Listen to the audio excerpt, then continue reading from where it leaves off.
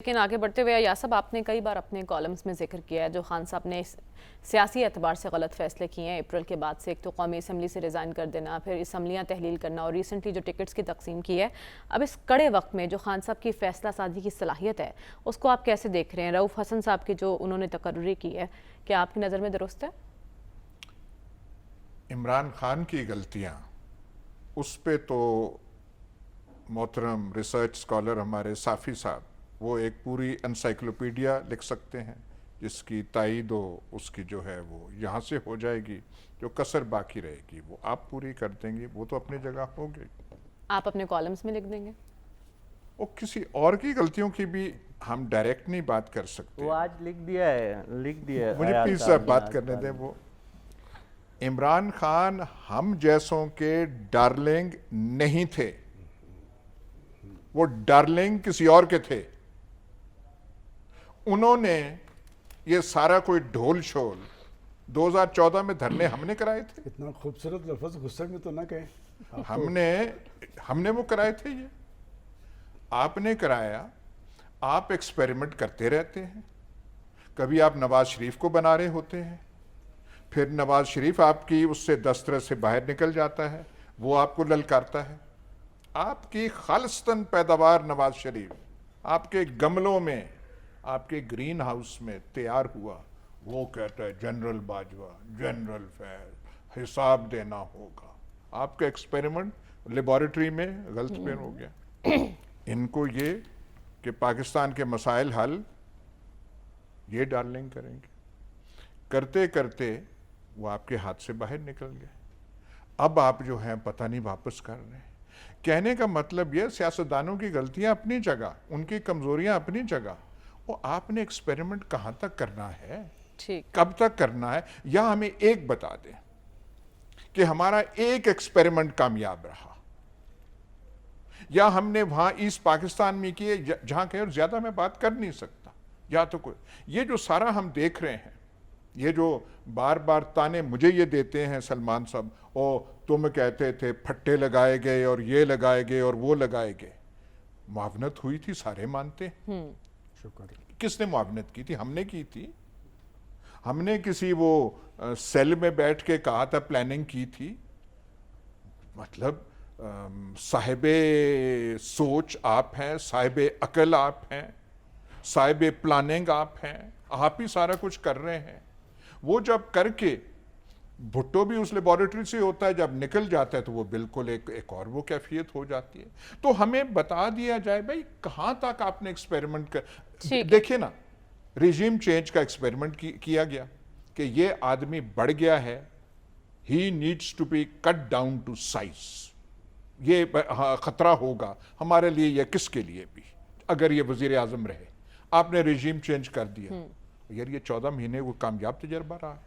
मुल्क का बरकस आपने निकाल दिया। ठीक है, यानी तो आप कह रहे हैं मुल्क है, तजुर्बा गाने है। लेकिन सलमान साहब, हम देख रहे हैं पाकिस्तान तहरीक इंसाफ पर आज जो वक्त है वो इससे पहले कई सियासी जमातों पर रहा और आने वाले दिनों में भी तहरीक इंसाफ नहीं तो कोई ना कोई जमात ऐसा कुछ भुगतेगी।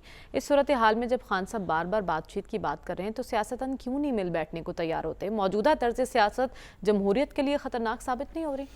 एक तो अभी जो यासब ने कहा, मैंने इनको तुम कभी नहीं कहा, मेरे लिए ये आप हैं। और वो फटते जज्बात में उन्होंने कह दिया। दूसरा, वो जो गमलों की पैदावार नवाज शरीफ है, उनके बारे में उन्होंने अभी खुद ही कहा कि चकवाल के अंदर उनका बड़ा वाफर वोट बैंक मौजूद था। देखें, इसमें कोई शक नहीं कि पाकिस्तान की सियासत में इस्टेब्लिशमेंट का एक रोल रहा है। और ये कोई पाकिस्तान की इस्टेब्लिशमेंट नहीं है, दुनिया के अंदर भी इस्टेब्लिशमेंट का रोल होता है मुल्कों के अंदर। क्या अमेरिका के अंदर स्टेट डिपार्टमेंट का रोल नहीं था? और वो जो इस्टेब्लिशमेंट होती है वो रियासत के मफादात देखती है। अभी यहाँ कहा गया कि रियासत डिलीवर कर रही होगी तो लोगों का एक सॉफ्ट कॉर्नर होगा और रियासत से अवाम को खौफजदा नहीं होना चाहिए।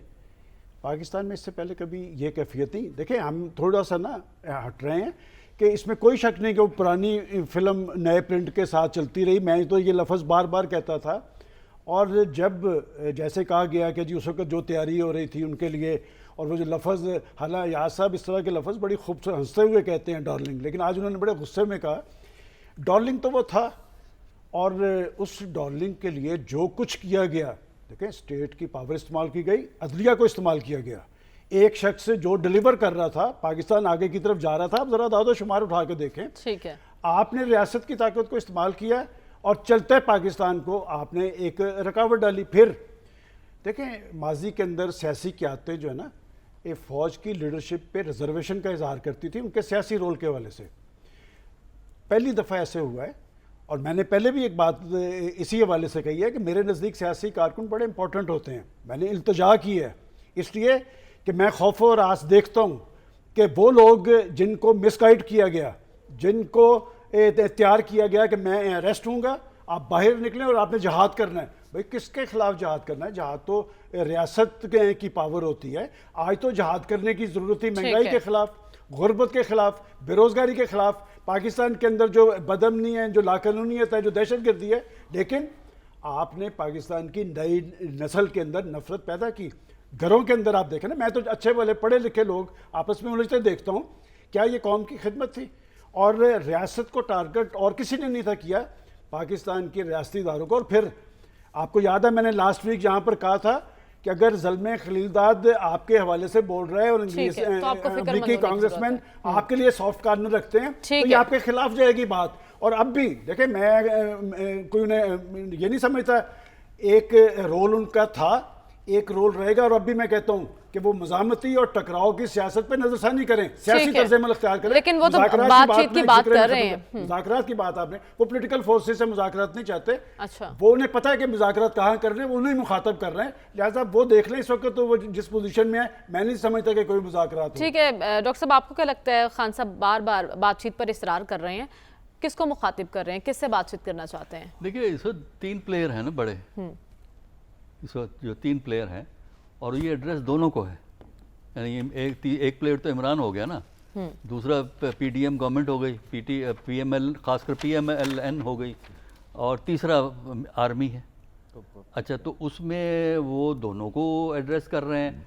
लेकिन जो इस वक्त जो गवर्नमेंट है वो तो इस माहौल से फ़ायदा उठा के इमरान साहब का कोई एडमिनिस्ट्रेटिव बंदोबस्त करना चाहते हैं। लिहाजा अगर आपके पास एडमिनिस्ट्रेटिव बंदोबस्त का ऑप्शन मौजूद है तो डायलॉग का तो सवाल ही पैदा नहीं होता।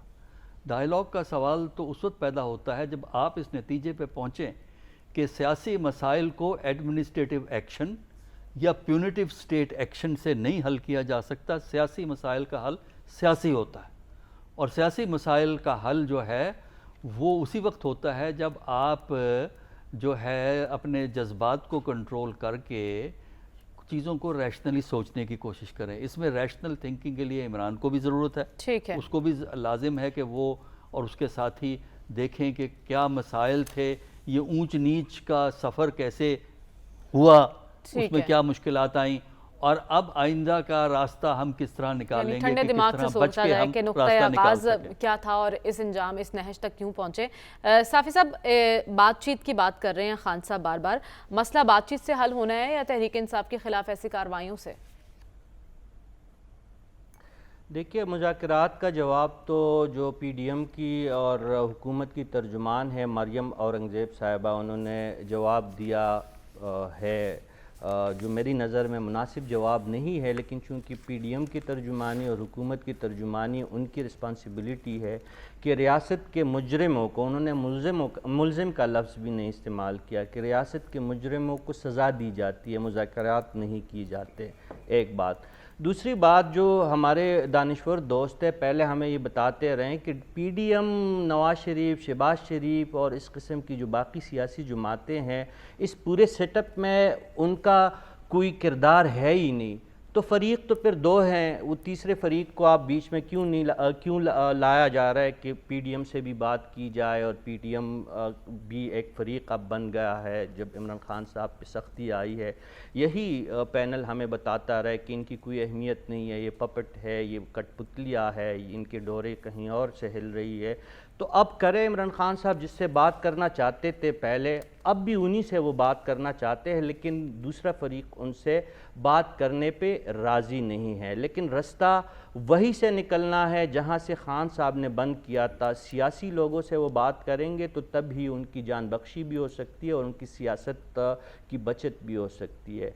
इसके साथ साथ मैं ये कहना चाहूँगा कि ये जो डार्लिंग इमरान खान साहब को मैंने करार दिया था, वो अयाज साहब के डार्लिंग के तौर पे मैंने बात नहीं की थी।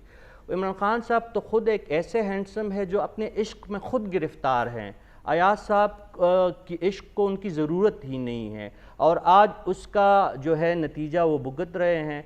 तो अयाज साहब को वजाहतें देने की ज़रूरत नहीं है। वो शायर ने भी शायद यही कहा था, ये जो मोहब्बतों की कसम खा रहे हैं आप, सच पूछिए तो इश्क से घबरा गए हैं आप। वाह, इसी शेर पर एक ब्रेक ले लेते हैं, हमें प्रोग्राम में आगे बढ़ना है और बात करनी है। महंगाई का तूफान है और वज़ीर आज़म बड़ी बेबसी का इजहार कर रहे हैं। अगर मुल्क का वज़ीर आज़म ही इतना बेबस होगा तो आवाम कहाँ जाएंगे? इसी पर बात होगी इस ब्रेक के बाद। Stay with us.